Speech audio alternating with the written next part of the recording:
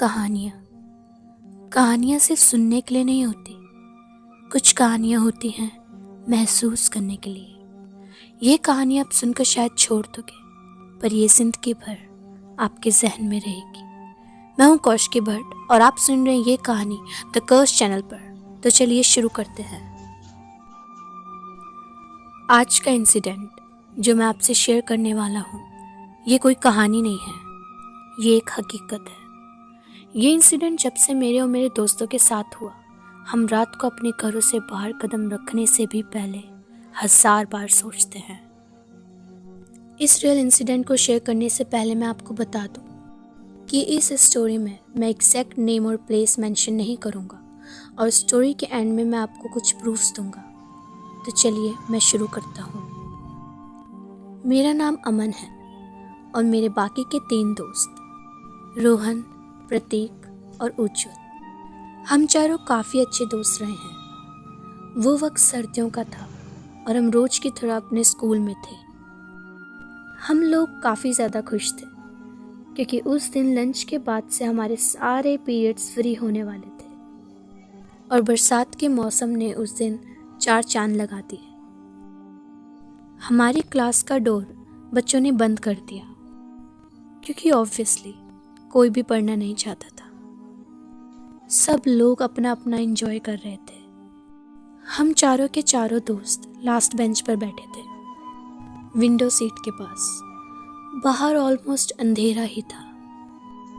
And as we all know, ऐसे time पर सबके पास बस एक ही टॉपिक होता है। या यू आर राइट, हम लोग भूत प्रेत की कहानी डिस्कस कर रहे थे।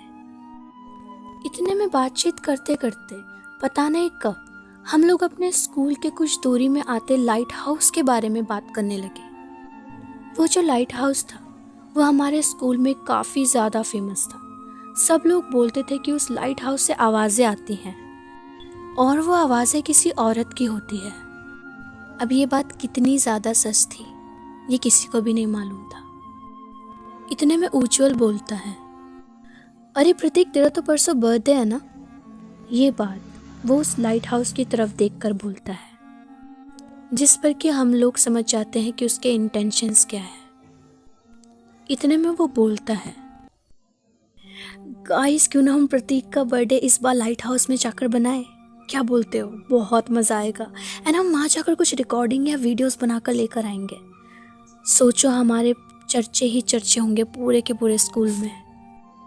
जिस पर कि रोहन और मैं उसकी तरफ देखकर बस सोच रहे होते हैं कि इसका दिमाग खराब हो चुका है। टू बी ऑनेस्ट बोलूं तो कहीं ना कहीं हम उसकी बात से कन्विंस तो थे। थोड़ा और डिस्कशन करते करते आखिर में सब लोग मान जाते हैं। हम लोगों ने डिसाइड किया था कि हम लोग अपने घरों में नहीं बताएंगे और बोलेंगे कि हम प्रतीक के घर में स्टे करने वाले हैं। बस प्लानिंग सारी हो चुकी थी। अब बर्थडे का दिन आता है। हम लोग अपने घरों में बोल देते हैं कि हम प्रतीक के घर जा रहे हैं। प्रतीक अपने घर में हमारा इंतज़ार कर रहा होता है। मैं और राहुल पार्टी का सारा सामान लेकर उसके घर पहुंचते हैं। उज्जवल भी वहां पर पहुंच चुका होता है। इतने में प्रतीक की मम्मी हमसे पूछने लगती है कि हम लोग कहाँ जा रहे हैं, जिस पर कि हम फिर से कोई रैंडम बहाना दे देते हैं। अब प्रतीक का बर्थडे था एंड उन्होंने इतनी कोई प्रिपरेशन की भी नहीं थी, तो उसकी मम्मी मान जाती है और हमें 10 बजे से पहले पहले आने को बोल देती हैं। अब प्रतीक, उज्जवल, मैं और राहुल हम लोग बिल्कुल रेडी थे। आंखों में जोश और दिल में डर लिए हम चारों निकल जाते हैं उस लाइट हाउस की तरफ। हम लोग यूं ही हंसी मजाक करते करते जा रहे होते हैं, लेकिन हमें एक दूसरे की शक्लें देखकर साफ साफ पता चल रहा होता है कि हम सब कितने ज़्यादा डर रहे हैं। इतने में राहुल बोलता है, अरे डरो मत यार, मैं अपने साथ एक स्पीकर भी लाया हूँ, फुल चार्ज्ड है, ज़्यादा डर लगा तो बजा देंगे। हम ऑलमोस्ट वहाँ पर पहुँच चुके थे। हाथों में टॉर्च थी हमारी। जैसे जैसे हम वहाँ पहुँचे थोड़ा बहुत हमारा डर खत्म होने लगा। वो लाइट हाउस इतना डरावना नहीं लग रहा था। वहाँ पहुँच के उज्ज्वल अपने फ़ोन की रिकॉर्डिंग स्टार्ट करता है एंड बोलना शुरू करता है। अच्छा, तो ये है वो लाइट हाउस। देखो गाइस, हम चारों यहाँ आज प्रतीक का बर्थडे बनाएंगे। जब तक वो ये सब रिकॉर्ड कर रहा होता है, राहुल और मैं सेटअप कर रहे होते हैं। केक वगैरह सब कुछ रेडी था, लेकिन मुझे अंदर ही अंदर बहुत ज़्यादा घबराहट हो रही थी। मैं सब लोगों को बोल रहा था, गाइस जल्दी से ये सब निपटा के चलते हैं, मुझे पता नहीं क्यों घबराहट हो रही है। हम लोग प्रतीक को केक के सामने खड़ा कर देते हैं। प्रतीक बीच में होता है, मैं राहुल एक साइड और उज्ज्वल दूसरी साइड फ़ोन से रिकॉर्डिंग कर रहा होता है। मैं कैंडल्स जलाता हूँ और वो कैंडल जलाते ही बार बार बुझने लगती हैं। एंड ये बात काफ़ी ज़्यादा अजीब थी, क्योंकि सब कुछ बिल्कुल शांत था, कहीं से भी कोई हवा नहीं चल रही थी। इतने में उज्ज्वल बोलता है, यार तुम लोग क्यों इतना डर रहे हो, ऐसे ही हवा चल रही होगी, प्रतीक तू कैंडल्स ब्लो कर यार। जैसे तैसे कैंडल जलाकर प्रतीक उनको ब्लो करता है और हम लोग क्लैपिंग करना स्टार्ट करते हैं। लेकिन द मोमेंट हम क्लैप करना बंद करते हैं, स्टिल क्लैपिंग की आवाज़ सुनाई देती है, जैसे कि मानो कोई क्लैपिंग हमारे साथ कर रहा था, लेकिन रुका नहीं। ये होते के साथ ही उज्ज्वल के फ़ोन का कैमरा ऑफ हो जाता है। वो बोलता है, यार इस कैमरे को भी अभी ही बंद होना था, कोई बात नहीं, मैं रिकॉर्डिंग खोल देता हूँ। इस वक्त तक हम सब के सब बहुत ज़्यादा नॉर्मल दिखने की कोशिश कर रहे थे, लेकिन वहाँ जो भी हो रहा था हम सबको पता था। एंड इतने में ही प्रतीक वहाँ खड़े खड़े जोर से चिल्लाता है। उसकी चीख सुनते ही हम लोग घबरा के पीछे हो जाते हैं। हम उसको पूछते हैं कि उसको क्या हुआ। प्रतीक बहुत ज़्यादा घबराते हुए हमें बोलता है कि किसी ने मुझे पीछे से जस्ट अभी मारा। एंड उसकी आंखों में साफ साफ सच दिखाई दे रहा था। इतने में राहुल बोलता है, अरे चलना यार, डरा मत फालतू में, तू पागल है क्या। ये जो भी हो रहा था उसे देख के तो मानो मेरा डर हाई लेवल पे पहुंच चुका था। मैंने उनको कहा, बस गाइस बहुत ज़्यादा हो चुका है, अब निकलते हैं यहाँ से, जितना रिकॉर्डिंग चाहिए था मिल गया। और ऐसे बोलते बोलते मैं जैसे ही उज्ज्वल और राहुल की तरफ देखता हूँ, वहाँ प्रतीक नहीं होता। हम लोग उस वक्त तक बहुत ज़्यादा शॉक थे, क्योंकि जस्ट अभी वो हमारे साथ खड़ा था एंड वो अचानक से गायब हो गया। इतने में हमें प्रतीक की बहुत ज़्यादा तेज से चिल्लाने की आवाज़ सुनाई देती है। वो ऐसे चिल्ला रहा था जैसे बहुत ज़्यादा दर्द में हो। उसकी आवाज़ सुनते ही हम लोग भी बहुत ज़्यादा डर जाते हैं। हम लोग उसको ढूंढने लगते हैं।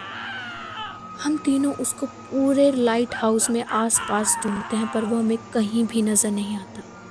लेकिन बस उसकी दर्द में चिल्लाने की आवाज़ हमें सुनाई दे रही थी। इतने में उसकी आवाज़ एकदम से रुक जाती है। हम उसको ढूंढते ढूंढते जैसे ही अपनी लोकेशन में दोबारा पहुंचते हैं, हमारा सारा का सारा सामान ज़मीन पर बिखरा होता है। और जब हम थोड़ा सा और ध्यान से देखते हैं तो प्रतीक भी वहीं पर गिरा हुआ मिलता है। वो बेहोश था एंड उसकी बॉडी बहुत ज़्यादा ठंडी पड़ी थी। उज्ज्वल जल्दी से अपना फ़ोन को ज़मीन से उठाता है और रिकॉर्डिंग को बंद कर देता है एंड हम घर पर कॉल करते हैं। वैसे तो हम करना नहीं चाहते थे, लेकिन जिस तरीके से प्रतीक की हालत थी, हम उस वक्त तक सच में बहुत ज़्यादा डर चुके थे। हम प्रतीक को जैसे तैसे घर लेकर आते हैं। उसकी हालत को देखते ही सब लोग घबरा जाते हैं एंड हमारे घरों में भी सब कुछ पता चल जाता है। प्रतीक को जैसे तैसे होश में लाया जाता है और होश में आते ही वो पागलों की तरह चिल्लाने लगता है, उसने मुझे मारा, उसने मुझे मारा। और वो सेम यही लाइन चिल्ला चिल्ला कर रो रहा होता है। इतने में प्रतीक की मदर जैसे ही उसके बैग से टी शर्ट उठाकर देखती है, हम सबके पैरों तले मानो जमीन खिसक जाती है। प्रतीक की पूरी बैग पर मारने के निशान थे और वो निशान बहुत ज़्यादा विजिबल थे। इसकी फ़ोटो मैं वीडियो के लास्ट में मेंशन ज़रूर करूँगा। इसके बाद प्रतीक की हालत इतनी ज़्यादा ख़राब थी कि उसको हॉस्पिटल में एडमिट किया जाता है। हम अपने अपने पेरेंट्स को सब कुछ बताते हैं। सब लोग हमें डांट रहे थे एंड ऑलमोस्ट हम लोग रो चुके थे। हमको यकीन ही नहीं आ रहा था कि हमने ये क्या कर दिया। पूरी रात ऐसे ही निकल जाती है और अगले दिन हम सबको पता चलता है कि प्रतीक इस दुनिया में नहीं है। He is dead. प्रतीक मर चुका है। माहौल मातम का छा गया। हम लोग फूट फूट कर रोने लगे और प्रतीक के मदर फादर को तो जैसे हम फेस ही नहीं कर सक रहे थे। इतना सब होने के बाद हम लोग घर आते हैं। ये जो भी हुआ था ये बहुत ज़्यादा डरावना था और जिंदगी भर बस हम इस रिग्रेट के साथ जीने वाले हैं कि प्रतीक अब इस दुनिया में नहीं है, जस्ट बिकॉज हमारे वो स्टूपिड से डिसीजन की वजह से। कुछ वक्त बाद उज्जवल ने जो ऑडियो एंड वीडियो रिकॉर्ड की थी उससे एक बहुत ज़्यादा भयानक चीज़ सामने आती है। हम सब जब वो ऑडियो सुनते हैं तो हमारी तो मानो अंदर तक रूह कांप जाती है। मैं अब उस ऑडियो को आप सबके लिए चलाने जा रहा हूँ, सुनिए।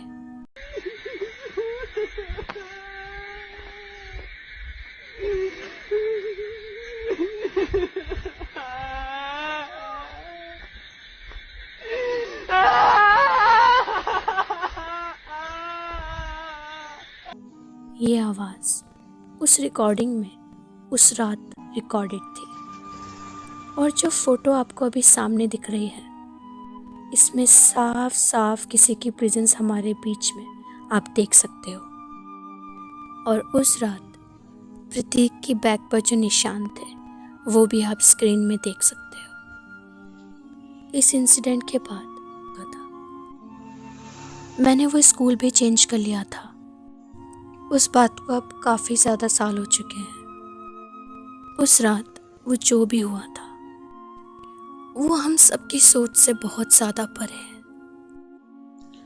मेरे पास अभी कुछ ज़्यादा बोलने को नहीं है क्योंकि हम अभी भी सदमे से बाहर नहीं आए और ना ही कभी आ पाएंगे। आखिर में मैं बस आपको इतना कहूँगा कि जो लोग पैरानॉर्मल चीज़ों में यकीन नहीं करते, गाइस, कुछ चीज़ें आपकी यकीन से परे होती हैं। आप यकीन करें ना करें ये चीज़ें एग्जिस्ट करती हैं। So please be careful. अगर आप इन चीज़ों में यकीन नहीं भी करते तो भी इन चीज़ों से जितना आप दूर रहेंगे उतना आपके लिए अच्छा होगा। वरना भगवान ना करे अगर ऐसा कुछ आपके साथ हो तो आप यकीन करने के लिए शायद बचें भी ना। So guys, this was the story. Hope you like it. ऐसी स्टोरी के लिए इस चैनल को सब्सक्राइब करिए, लाइक करिए एंड शेयर जरूर करना। Keep listening the Curse channel.